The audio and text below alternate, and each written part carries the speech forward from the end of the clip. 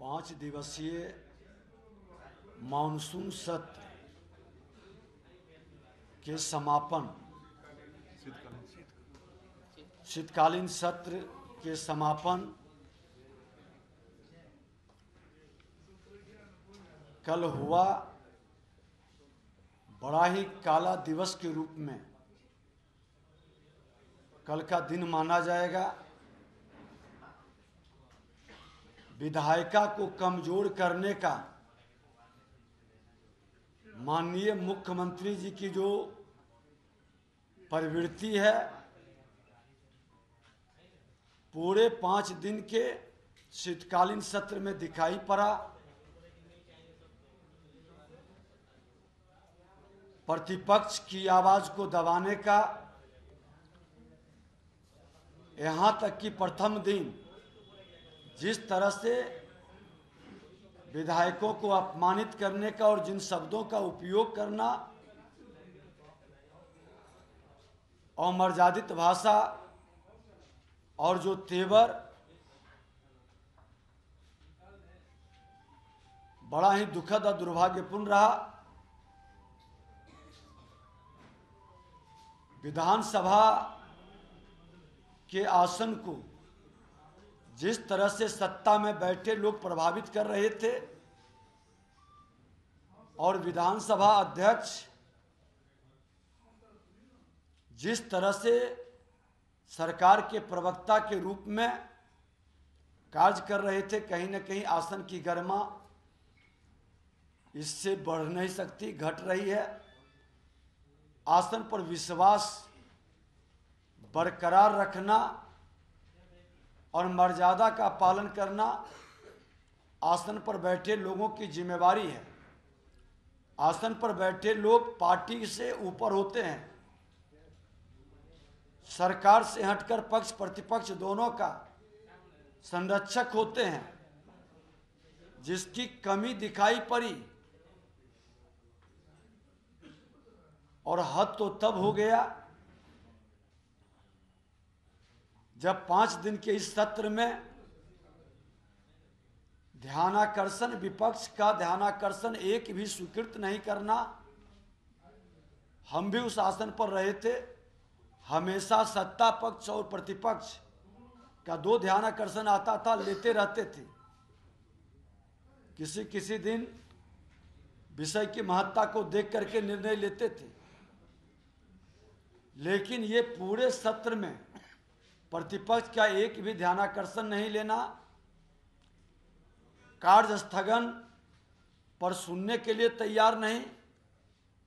इतना हंगामा के बाद कार्य मंत्रणा समिति की बैठक नहीं बुलाना, और हद तो तब हो गई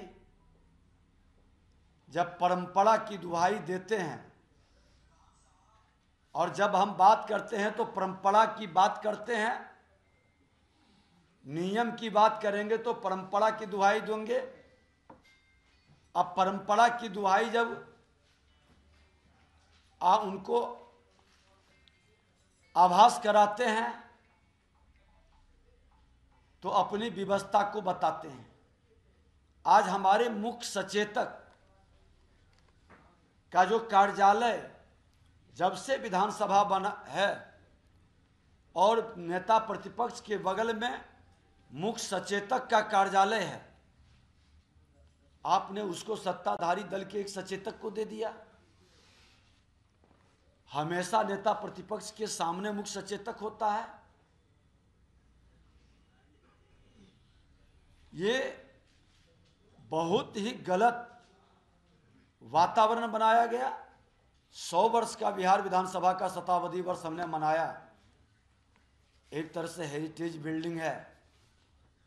आपने उप मुख्यमंत्री के लिए कई कमरा को तोड़ करके मॉडर्न कार्यालय बना सकते हैं, व्यवस्था कर सकते हैं। परंपरा और नियम को छोड़कर हमारे उप मुख्यमंत्री जिस कार्यालय में बैठते थे, आपने उसको बाथरूम बना दिया। कोई फैसिलिटी सुविधा नहीं देते थे।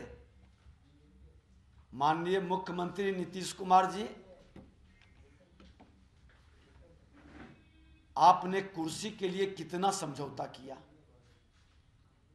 कुर्सी के लिए नियम के विपरीत, परंपरा से हटकर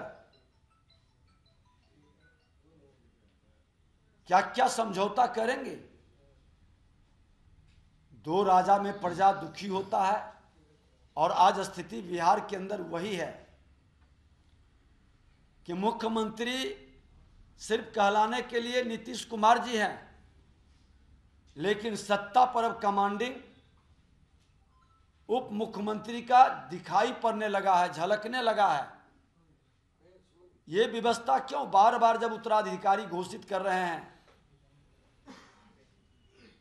तो ये दोहरा खेल क्यों खेल रहे हैं? क्यों विधानसभा की गरिमा को गिरा रहे हैं? विधानसभा किसी सरकार का नहीं होता है, किसी दल का नहीं होता है, उस पर मुख्यमंत्री उप मुख्यमंत्री का अधिकार नहीं होता है। पक्ष प्रतिपक्ष के संरक्षक अध्यक्ष होते हैं, और दोनों का मान बराबर है। लोकतंत्र की दोनों आंखें हैं। आप ये वातावरण बनाकर क्या संदेश देना चाहते हैं? आपने देखा कि किस तरह से 50 मिनट का, एक तो किसी दिन बोलने का मौका नहीं दिया गया, जब नियम के तहत समय मिला